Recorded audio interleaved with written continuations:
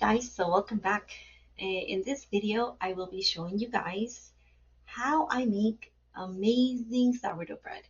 My entire family loves how this bread turns out, and I've been wanting to make a video on how I make it. And so here we go. So I do know how to make my own starter, but I have been getting this starter from my local bakery. At the end of the day, they do throw out discard. So I do go collect it for free.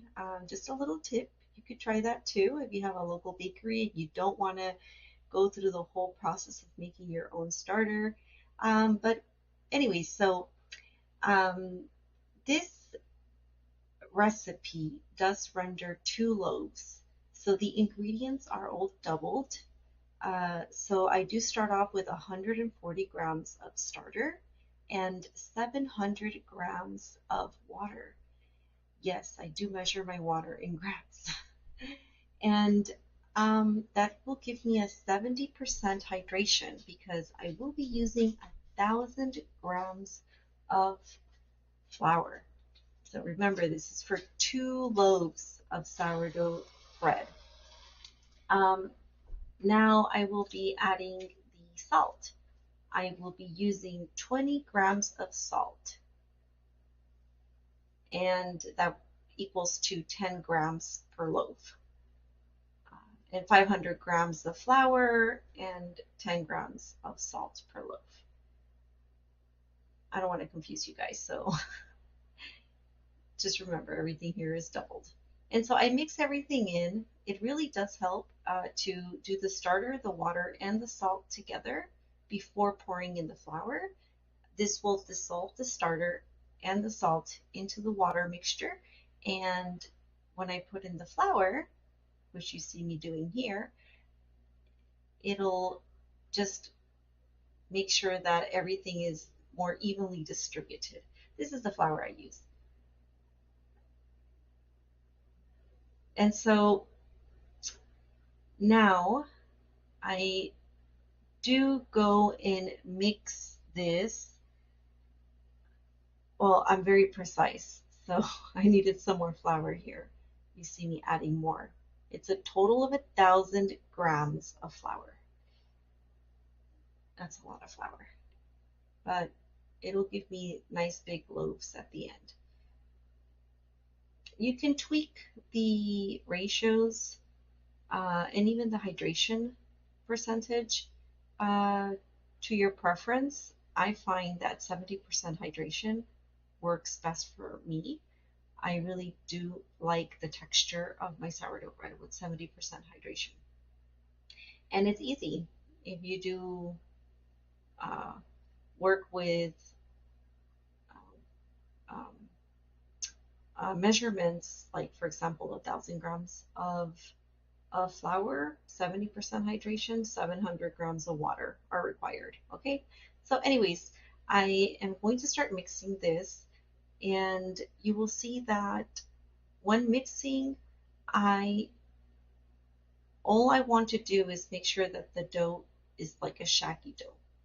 And I try to also make sure that all the flour is hydrated when doing this.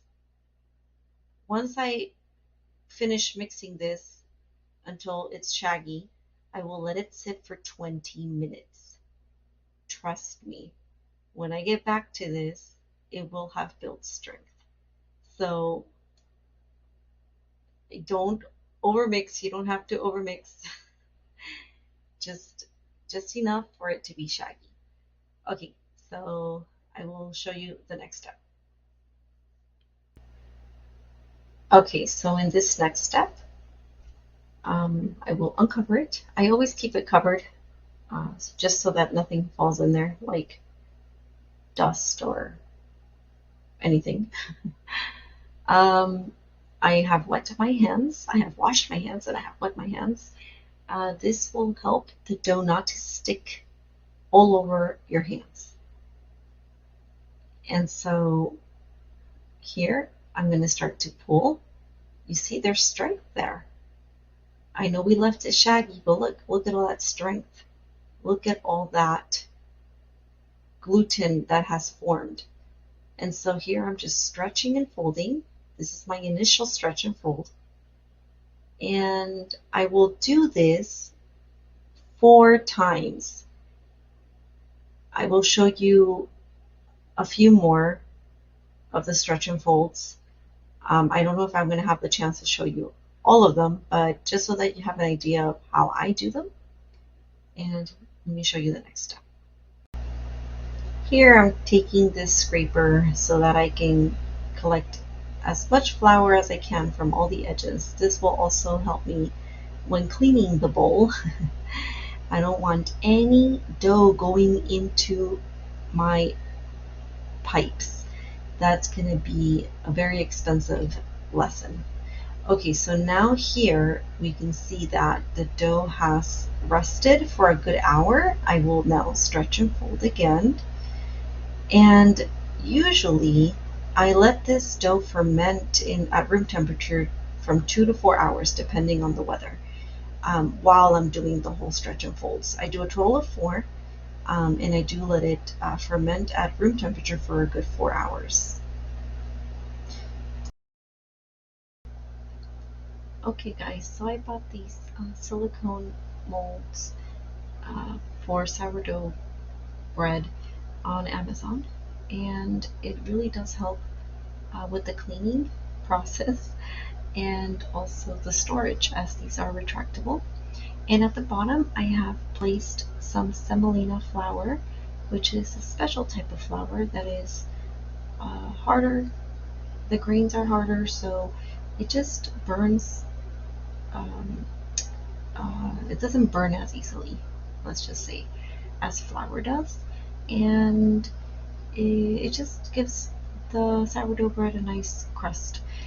And here with the dough, I'm starting to separate it into the 2 loaves. With the flour and water, each loaf weighed a total of 800 grams. And now I'm giving the dough some shape. I'm turning it into a little ball.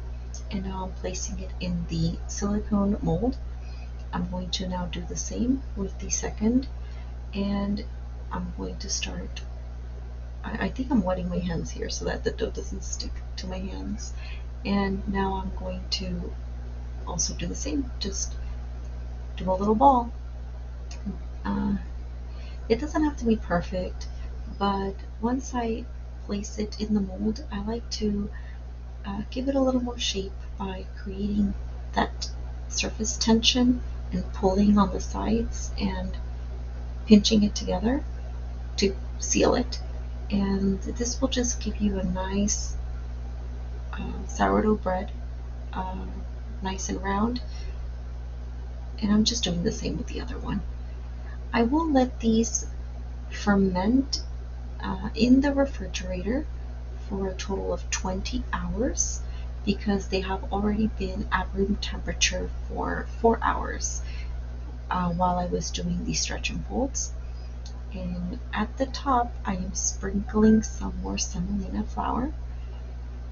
I'm trying to get that semolina onto the edges so that when I go and take these out of the mold tomorrow, they just come right out. They don't stick to the mold and they just are easy to remove. So I'm making sure that there's semolina on the edges, that the dough is not sticking. This dough will double in size, and it's normal for there to be some sticking, but the semolina really does help prevent a lot of that.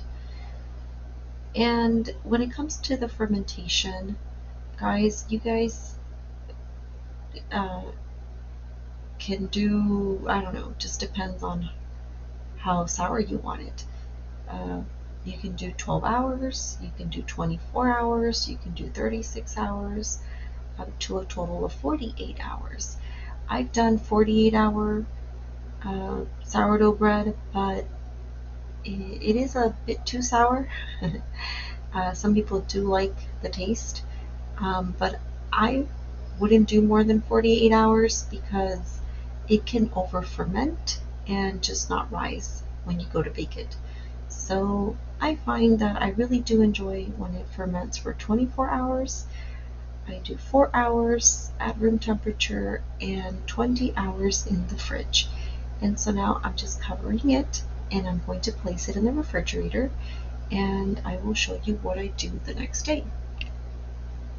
So it is now the next day. I have my Dutch oven ready. I have lined the bottom with parchment paper, and here is my sourdough bread. I sprinkle some more semolina because as it has grown, there has now formed gaps where dough didn't have the semolina flour. So this will just really help for this loaf not to stick to that bottom of the to the paper and to the Dutch oven. So okay, and now I will create the crease at the top, 45-degree angle, just a nice sharp quick cut through there.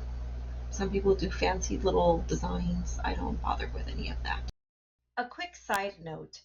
When working with kitchen tools, it is your responsibility to learn how to use them properly.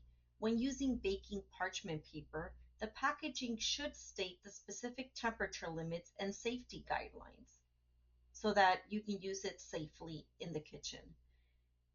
And now returning to the video, I will be placing the Dutch oven in the oven for 425 degrees Fahrenheit for 15 minutes with the lid on. Then I will remove the lid and leave it for 25 to 30 minutes without the lid. This will depend on each person's oven, if your oven is electric, gas, small or large. But for me, this is what works best. And I always keep an eye on my bread to see how it's doing. And look at the results. This is a beautiful sourdough bread. My house smells amazing. And the crust is just perfect. I do let the bread cool down, uh, like maybe 30 minutes to an hour before cutting into it. But for the purpose of this video, I did cut into it a little sooner. And I will be showing you guys how it looks on the inside. You can see that the texture is soft because I do use 70% hydration. And the crust is perfect. It's not too hard, it's not too soft. That semolina flour gives it this nice taste. And well, here's the inside of the bread, how it looks. Well, thank you guys for watching. I hope you guys have enjoyed my video on how I make sourdough bread. And if you can, subscribe and like.